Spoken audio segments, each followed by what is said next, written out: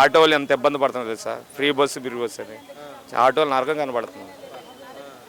Free bus వెళ్ళట్లేదు జనాలు. ఆడోళ్ళు వెళ్తారు, మగవాళ్ళు ఏమి వెళ్తారు? మగవాళ్ళు కూడా ఆరోగ్య ఇస్తే వాళ్ళు కూడా వెళ్తారు. ఆడోళ్ళకి ఇచ్చాడు, మగవాళ్ళు కూడా ఇస్తే మగవాళ్ళు కూడా వెళ్తారు. ఆటోలు చాలా ఇబ్బంది పడుతున్నారు. చూస్తున్నారు వాలంటీర్లు తీస్తారా? అవి తీస్తారు, వాళ్ళు కూడా ఇబ్బంది పడుతున్నారు. సంవత్సరానికి మా అమ్మకి 18,000 వచ్చాయి, అయ్యి రేవు అయ్యి పోయినాయి. రేషన్ వాహనాలు తీస్తారు. మొత్తం ఇబ్బందే కదా. ఇప్పుడు ఇంటికి వచ్చి కాలు తిరిగి వచ్చేసి ఎప్పుడో రేషన్ కార్డులు తీస్తారు, అన్నీ తీస్తారు. ఒకప్పుడు ఎలా ఉండే అన్న స్కూల్స్ కానీ హాస్పిటల్స్ కానీ? అన్న ఆయన వచ్చాక కదా మొత్తం మార్పు వచ్చింది. జగన్ గారు వచ్చాక కదా మార్పు వచ్చింది. మార్పు వచ్చింది అన్న. అప్పుడు వచ్చాక అవి మనం చెప్పకూడదు, జనాభా తెలియాలి. మీ అభిప్రాయం? జగన్ గారు వచ్చి స్కూలేనా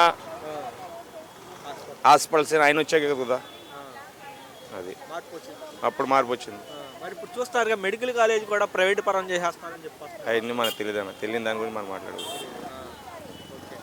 చూస్తున్నారు ఇప్పుడు చూస్తున్నారు జగన్మోహన్ రెడ్డి గారు రాష్ట్రంలో కూడా అప్పులు పాలు చేస్తారు, అందుకోసం మేము ఇవ్వలేకపోతున్నాం పథకాలు అంటున్నారు.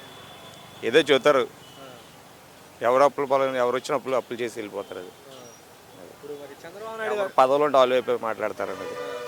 ఒకప్పుడు ఎలా ఉండేదన్న మార్కెట్లో కానీ? ఒకప్పుడే బాగుంది, ఇప్పుడు ఇంకా చెత్త అయిపోయింది. ఒకప్పుడే బాగుంది వ్యాపారం, చాలా ఇబ్బంది పడుతున్నారు. ఒకప్పుడు బేరాలు బాగుండే, ఒకప్పుడు చాలా ఇబ్బంది పడుతున్నారు. అప్పుడు ఎందుకని బాగున్నాయి అంటారు? డబ్బులు తెలియదు అన్నది. ఒకప్పుడు బాగుండే, బాగోట్లేదు దాని. ఏదైనా తర్వాత ఎలక్షన్లు కదా, ఇప్పుడు ఎందుకు సార్? మీ అభిప్రాయం ఎలా ఉంటుంది అంటే ఈసారి 2029లో? అయితే తెలియదు అన్న. అభిప్రాయం వైసీపీ వచ్చిద్ది అన్న. ఏంటి అంత నమ్మకం చెప్తున్నారు? జనాభా తెలియదు, ఎప్పుడైనా అర్థం